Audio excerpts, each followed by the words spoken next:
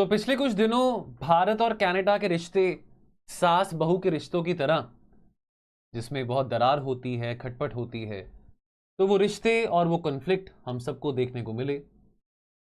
काफ़ी ज़्यादा diplomatic reshuffle भी हुआ। काफ़ी राजदूत जो कि भारत के राजदूत थे कनाडा में, उनको कनाडा की सरकार ने निकाला। और भारत ने भी कहा कि अच्छा, ऐसी बात है तो नेले बेदेले वाली बात है। अगर आप हमारे राजदूतों को निकालेंगे तो हम आपके डिप्लोमेट्स को यहां पे एंटरटेन क्यों करें। तो भारत ने रिसेंटली कहा कि आपके 41 डिप्लोमेट्स वो ऐसे हैं यहां पे बैठे हैं भारत में, जैसे कि एक वेला या फ्री घर जवाई होता है, तो क्यों उनको यहां पे हम एंटरटेन करें। जी हां, कनाडा ने 41 डिप्लोमेट्स रिकॉल करे हैं भारत से। और इस वीडियो में हम समझेंगे, इंपॉर्टेंट टॉपिक है करंट अफेयर का, इस वीडियो में हम समझेंगे कि क्या पूरा का पूरा माजरा था। और यहां पे एक इंपॉर्टेंट कन्वेंशन के बारे बात हुई है, हो सकता है कि आपने उसके बारे ना सुना हो, वियना कन्वेंशन। तो वियना कन्वेंशन के कुछ ऐसे इंपॉर्टेंट आर्टिकल्स और रूल्स के बारे बात करेंगे जो कि डिप्लोमेसी से रिलेटेड हैं। क्या यह सही काम था भारत का?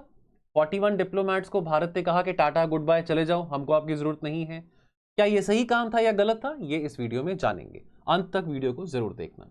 और अगर आप पहली बार इस वीडियो को देख रहे हैं तो please don't forget to hit the like button. और ऑफ कोर्स अगर इस चैनल पे पहली बार आए हैं तो सब्सक्राइब करे बिना मत जाना। देखिए, कनाडा और इंडिया के बीच में स्टैंड ऑफ रहा है पिछले कुछ हम सप्ताहों से देख रहे हैं, रादर एक डेढ़ महीने से हम देख रहे हैं कि कुछ डिप्लोमेटिक संबंध जो हैं कनाडा इंडिया के काफी खराब हो रहे हैं। अपेरेंटली हरदीप सिंह निज्जर जो कि एक कनेडियन सिटीजन थे, उनको उनकी हत्या हुई थी पीछे जून में, और उनकी हत्या में इल्जाम कनाडा के माननीय प्रधानमंत्री ने कहा कि भाई उनकी हत्या में, कनेडियन सिटीजन की हत्या में भारत सरकार का, भारत के राजदूतों का, भारत की सिक्योरिटी एजेंसीज का काम है। तो कनाडा ने फैसला किया है कि 41 डिप्लोमेट्स हम भारत से रिकॉल कर रहे हैं। क्यों? क्योंकि उनको यह लगता है कि अगर ये डिप्लोमेट्स भारत में रहे तो हो सकता है कि अपनी डिप्लोमेटिक इम्यूनिटी ये खो बैठे। जरा सर माजरा ये है कि भारत ने बोला है कनाडा को कि बॉस ऐसा है कि आपकी एम्बेसी यहां पे है, ठीक है, अब आपकी एम्बेसी में जितने डिप्लोमेट्स ऑलरेडी प्रेजेंट हैं, जितना स्टाफ आपका ऑलरेडी प्रेजेंट है, उसके बियॉन्ड ये 40 लोग जो आपने यहां पे रखे हैं, क्यों रखे हैं? इनकी जरूरत नहीं है। और इसके कारणवश भारत ने यह कहा था कि ये 41 डिप्लोमेट्स को वापस बुला लीजिए। और अगर ये 41 डिप्लोमेट्स को कनाडा वापस नहीं बुलाता, बात समझो, अगर ये 41 डिप्लोमेट्स को कनाडा वापस नहीं बुलाता तो ये जो डिप्लोमेट्स हैं कनाडा के, इनका जो डिप्लोमेटिक इम्यूनिटी है वो भारत में खत्म हो जानी थी। क्योंकि कुछ ऐसे आर्टिकल्स हैं, कुछ ऐसे प्रावधान हैं, कुछ ऐसे धाराएं हैं वियना कन्वेंशन के अंदर जो कि हम बात करेंगे। अब अमेरिका और यूके ने, अमेरिका यूके कनाडा के बड़े भाई हैं, उन्होंने बैक किया है, सपोर्ट किया है कनाडा के डिप्लोमेट्स को। उन्होंने कहा है कि अरे ये भारत ने कैसे काम कर दिया, तुमने वियना कन्वेंशन के बारे नहीं सुना? अब वियना कन्वेंशन की वीणा बज रही है क्या जो हम सुनेंगे उसके बारे? हमारी अपनी मर्जी। अब भाई अगर हमको लग रहा है आप हमारे राजदूतों को निकालो तो सही है, और अगर हम आपके राजदूतों को वापस भेज रहे हैं तो वो गलत है। भारत ने, अमेरिका और यूके ने यह कहा है कि भारत ने एक्सप्लेनेशन नहीं दिया कि वो क्यों डिप्लोमेटिक इम्यूनिटी कुछ कनेडियन डिप्लोमेट्स का रिवोक कर रहे हैं। तो अमेरिका और यूके ने सपोर्ट किया है कनाडा की पोजीशन को, जहां पे एम्फसाइज करा है इंपॉर्टेंस ऑफ हैविंग डिप्लोमेट्स कि अरे यार ये राजदूत क्यों होते हैं, डिप्लोमेट्स क्यों होते हैं, एम्बेसडर्स क्यों होते हैं, कि दो देशों के बीच में कोई झगड़ा है, कोई कंफ्लिक्ट है, तो ये इसी करके तो वहां पे बिठाए जाते हैं कि कंफ्लिक्ट रेजोल्यूशन के टाइम पे ये डिप्लोमेट्स का बहुत अहम भूमिका रहती है। Surprisingly US, UK, Canada, New Zealand, Australia, इन पांचों देशों का द एंग्लो और द इंग्लिश कंट्रीज, इन पांचों देशों का अलायंस है वर्ल्ड वॉर 2 के दौरान से, जिसको हम फाइव आइज इंटेलिजेंस अलायंस भी कहते हैं। नाउ इस करके वो सपोर्ट कर रहे हैं कनाडा को। मैथ्यू मिलर जो कि स्पोक्स पर्सन है यूएस स्टेट डिपार्टमेंट के, उन्होंने कहा कि देखो डिप्लोमेट्स को ऑन द ग्राउंड तो प्रेजेंट होना चाहिए, कि ये क्या तमाशा है इंडिया के। तो आपको वो तमाशा तब नहीं दिखा जब आप इंडिया के डिप्लोमेट्स को कनाडा से बाहर निकलवा रहे थे, तब वो तमाशा नहीं था। तो मैथ्यू मिलर भाई साहब कहते हैं कि देखो डिप्लोमेट्स की तो जरूरत है, फिजिकली वो प्रेजेंट रहे एक दूसरे की कंट्रीज में। और अमेरिका एक्सपेक्ट कर रहा था कि भारत ऑनर करे, मान मर्यादा रखे जो ऑब्लिगेशंस भारत की हैं under the 1961 Vienna Convention on diplomatic relation. तो बार बार इस वियना कन्वेंशन की वीणा बजा रहे हैं यूएस और यूके और कनाडा। तो इस वियना कन्वेंशन में कुछ प्रिविलेजेस और इम्यूनिटीज आती हैं फॉर कनेडियन डिप्लोमैट्स, करेंगे उसके बारे में बात भी हम। यूके ने भी सेम वही नारा लगाया, यूके ने भी सेम बात कही कि अरे ये वियना कन्वेंशन को भूल गया है भारत, आपकी जिम्मेवारी है, ऑब्लिगेशन है, you have to uphold and honour these regulations under the Vienna Convention. तो भारत का रिस्पॉन्स क्या था? भारत ने कनाडा के क्लेम को रिजेक्ट किया। भारत ने कहा कि देखो भारत ने कहा, India rejected Canada's claim that the revocation of diplomatic privilege and immunity was against international law. Bharat ने कहा कि नहीं, हमने कोई वियना कन्वेंशन को वायलेट नहीं किया है, हमने किसी भी डिप्लोमेटिक इम्यूनिटी को वायलेट नहीं किया है, हमने किसी भी कन्वेंशन के या किसी भी डिप्लोमेट की मान मर्यादा पे कोई आंच नहीं उठाई है। हमारे एमईए ने ये कहा, एस जयशंकर जी ने ये कहा, हमारे एक्शंस को डिफेंड करते कहा कि देखिए जो हमारे बायलैटरल रिश्ते हैं इंडिया और कनाडा के, वो भी कुछ ज्यादा अच्छे तो नहीं हैं। और कनाडा हम पे, आपने देखा था जस्टिन ट्रूडो जो हैं, उन्होंने बड़ा एक फनी इंटरव्यू दिया था जहां पे वो अपने बालों को खुजला रहे थे और कह रहे थे कि हाँ भारत की बहुत इंटरफेरेंस है कनाडा में, भारत की सिक्योरिटी एजेंसीज कनेडियन सिटीजन्स को मार रहा है, एटसेट्रा एटसेट्रा। खैर उन्होंने अपनी वोट बैंक को केटर करना था।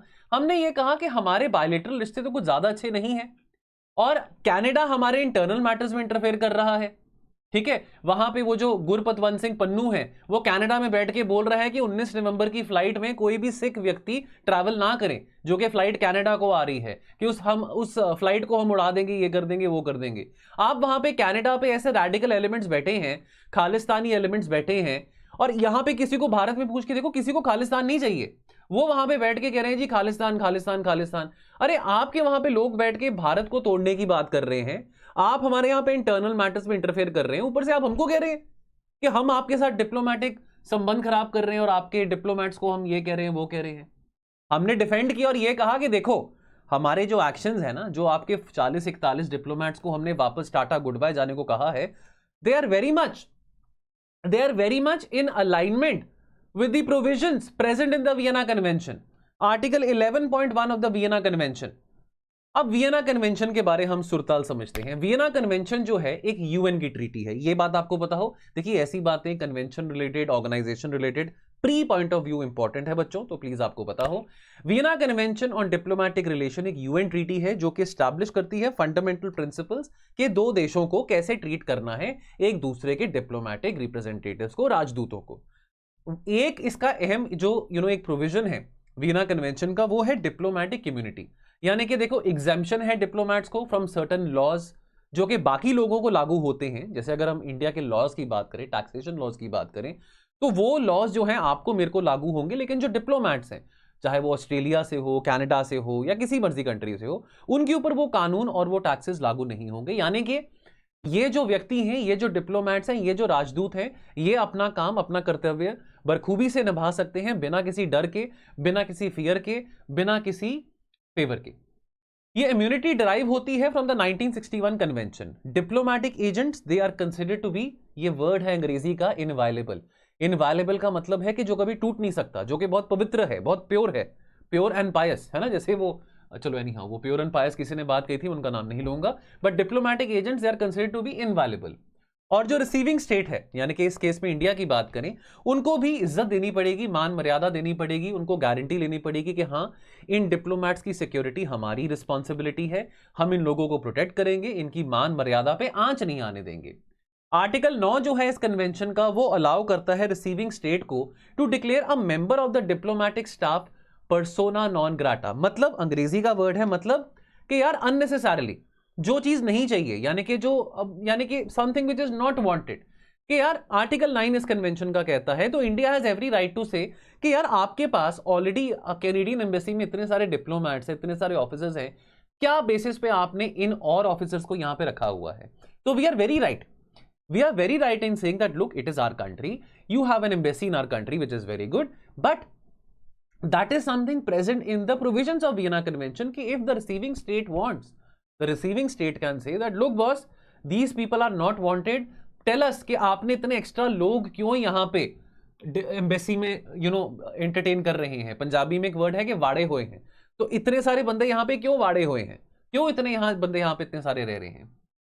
और जो सेंडिंग स्टेट है यानी कि कनाडा यानी कि इस केस में is then required to either recall the individual कि भाई आप वापस यहां पे आ जाओ, या उनके फंक्शंस को, या अगर आप यहां पे रहना चाहते हो इंडिया में तो भाई आप वहां पे रहो, लेकिन आप एज डिप्लोमैट वहां पे नहीं रह रहे हो, आप एज अ कनेडियन सिटीजन वहां पे रह रहे हो। तो अगर तो वो एज अ कनेडियन सिटीजन वहां पे रहते हैं, बेशक वो कनाडा की फॉरेन सर्विस में से हो, उनको डिप्लोमैटिक इम्यूनिटी या डिप्लोमैटिक स्टेटस नहीं मिलेगा। So if the sending state refuses कि नहीं, सेंडिंग स्टेट यानी कि कनाडा रिफ्यूजेस कि भाई नहीं हम उनको नहीं बुलाएंगे, तो रिसीविंग स्टेट यानी कि India, we will say that okay आप ना बुलाओ, वो यहां पे बैठे जो मर्जी करें, जलेबी खाएं, पकौड़े खाएं, समोसा खाएं, हमें कोई प्रॉब्लम नहीं है, लेकिन उनको एज डिप्लोमैट्स हम नहीं स्वीकार करेंगे। तो आर्टिकल 11 ऑफ वियना कन्वेंशन कहता है कि भाई जो रिसीविंग स्टेट है यानी कि जो भारत है, वो जो साइज ऑफ डिप्लोमैटिक मिशन है, so that right is to the receiving state to limit the size of the diplomatic mission based on reasonable and normal considerations. हमारे विदेश मंत्री एस जयशंकर जी ने कहा कि जो पैरिटी है ये तो वियना कन्वेंशन में ही स्थापित है, और हम ऐसा क्यों ना करें काम। कनाडा की सरकार जो है हमारे इंटरनल मैटर्स में इंटरफेयर कर रही है, वहां पे कनाडा में इतने हमारी इंडियन एम्बेसीज के बाहर जो खालिस्तानी सपोर्टर्स हैं, जो खालिस्तान का फ्लैग वहां पे रेस कर रहे हैं, तो कनाडा की सरकार वहां पे क्या कर रही है, वहां पे क्यों नहीं कोई एक्शन ले रही है। और ये तमाशा पहली बार इंडिया कनाडा के बीच में नहीं हुआ, ये तमाशा रशिया और अमेरिका के बीच में भी हुआ था। अरे हमारे वहां पे देखिए, हमारा इंडिया का डायस्पोरा इतना ज्यादा वहां पे कनाडा में बैठा हुआ है, हमारे इतने एक्स्ट्रा डिप्लोमैट्स तो वहां पे नहीं बैठे हैं, तो पैरिटी लेके आओ ना। यानी कि अगर आपके वहां पे 5, मैं एग्जांपल कह रहा हूं, अगर कनाडा में इंडियन एम्बेसी जो है वहां पे मान लीजिए कि 5 राजदूत बैठे हैं, हमारे 5 डिप्लोमैटिक स्टाफ या 5 ऐसे ऑफिसर्स बैठे हैं, और अगर कनाडा के यहां पे इंडिया में यानी कि कनेडियन एम्बेसी इन इंडिया में 50 बैठे हो, ये कहां की पैरिटी हुई, ये कहां की इंसाफी हुई। और ऐसा तमाशा रशिया और अमेरिका के बीच में भी हुआ था 2017 में, जहां तक प्रिंसिपल ऑफ पैरिटी की बात आती है कि उतने ही ऑफिसर्स रशियन एम्बेसी में हो जितने ऑफिसर्स अमेरिकन एम्बेसी में हैं एक दूसरे की कंट्री में। Now the Vienna Convention on diplomatic relation, ये एक इंटरनेशनल ट्रीटी है जो कि कस्टमरी है, जो कि कोडिफाई करती है customary international law of diplomacy.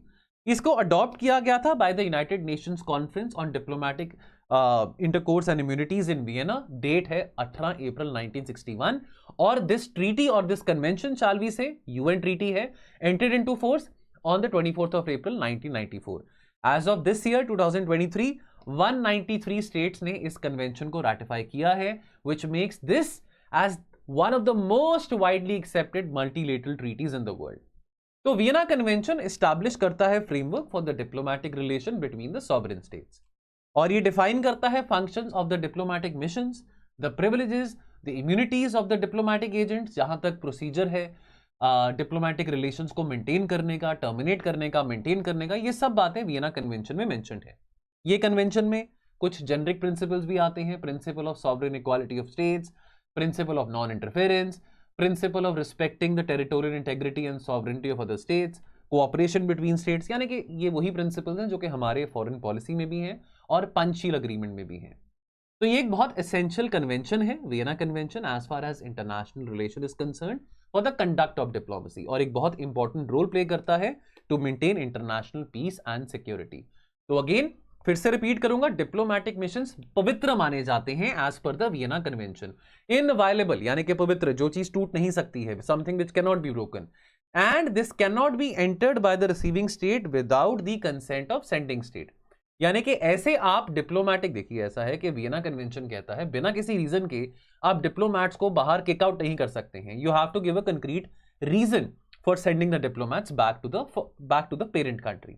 और डिप्लोमैटिक एजेंट्स जब तक बाय लॉ, जब तक by the consent of the sending state यानी कि कनेडियन सरकार की बात करें, जब तक उनके कंसेंट के हिसाब से वो वहां पे अपनी एम्बेसी में किसी भी देश में मौजूद हैं, तब तक उनको जिस देश में वो मौजूद हैं उनके कानूनों से, उनके नियमों से पूरी पर्सनल इम्यूनिटी मिलेगी।